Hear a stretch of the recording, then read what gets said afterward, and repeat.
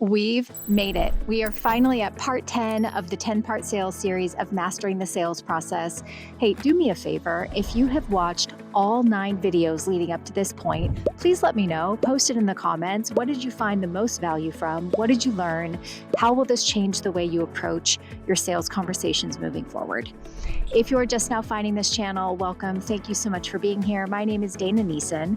I am the owner and founder of Empower Life Group. We are a remote telesales agency specializing in simplified issue life. My job is to try to help you have stronger, more sophisticated sales conversations.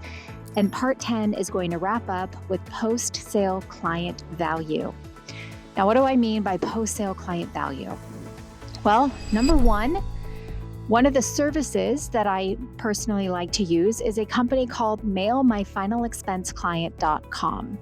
I have no relationship or partnership with them other than the fact that I think they provide a great service. I'm not the type of person that's going to sit down and handwrite personalized notes to all the clients that I sell. I would much rather pay somebody else to do that for me, going back to what is your time worth. If you don't want to invest anything in sending something out to your clients, then at least get some really cheap envelopes and cards, write them a note, mail it out to them once a week in bulk. I use MailMyFinalExpenseClient.com because they put together a very professional pamphlet that has a summary of what the client purchased. It'll have a description of who you are, a bio and a summary, your NPN number, all the carriers that you work with. It can include refrigerator magnets, and it'll also ask you if you'd like them to schedule a birthday card to be sent out to them, anniversary cards, and even remind you when things are due for you to check in on them.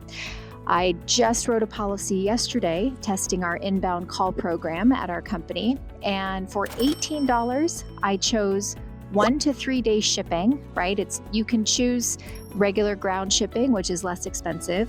But for $18, I chose 1 to 3 day shipping. I chose to include the refrigerator magnet, the birthday card, and the reminders. And I think they'll be very impressed with what they get in the mail. And just one more reason why they'll think of me if somebody else tries to call them and sell them life insurance again. Okay, so in addition to that, I have a cadence and a call schedule that I like to keep clients on. In fact, when I ran my last call center, I had a team of VAs who would do this for me. But if you're just a single broker and you need to make sure that you manage your business for the long term, you might want to copy this. So first of all, after about, I want to say 2 to 3 weeks from the time the first payment goes into effect, assuming the payment goes into effect, I give them a call to make sure they've received their policy in the mail, ask them to open it, go through it with them, make sure they understand it, point out some key things in there, ask them if they have any questions.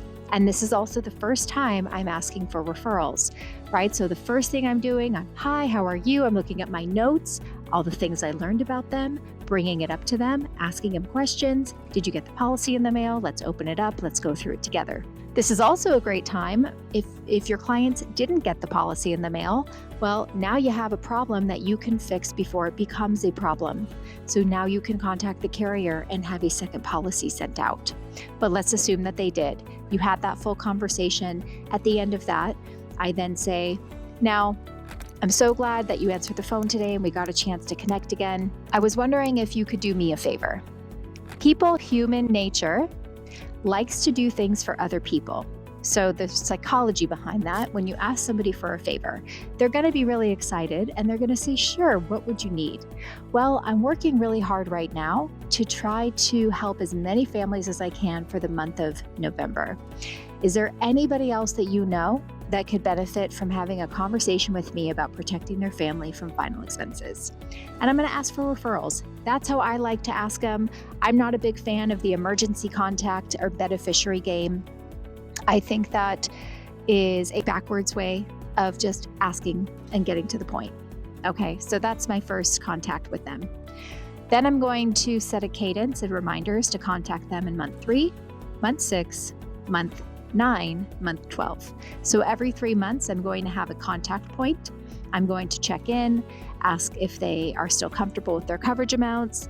I might talk to them about certain things that might be impacting them, right? Like maybe we'll talk about Medicare or Medicaid, or maybe we'll talk about making sure they have enough coverage to cover the cost of their funeral. Welcome to the channel, Teddy, my dog. And at that point, at least it gives me an excuse to reach out to them and say more than just, hi, I'm just checking in on you.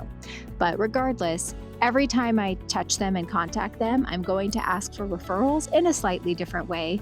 I might say, hey, just checking in again, bring a point of value, ask for referrals. At the 12-month mark is when you want to do your policy review. So it's been 12 months, congratulations, you've had this coverage in place for this long. It's time that we look at your policy and make sure you have enough coverage to take care of the final expenses. Because prices go up, inflation goes up, you've proven to yourself that you can make these payments for a year.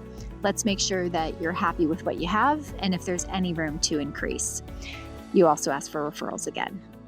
So an easy way to track this is, of course, through a CRM with automations and reminders. You can also use a Google Sheets, put in the dates that you contact them, maybe color code it, remind yourself of when you last reached out and when you have to reach out again.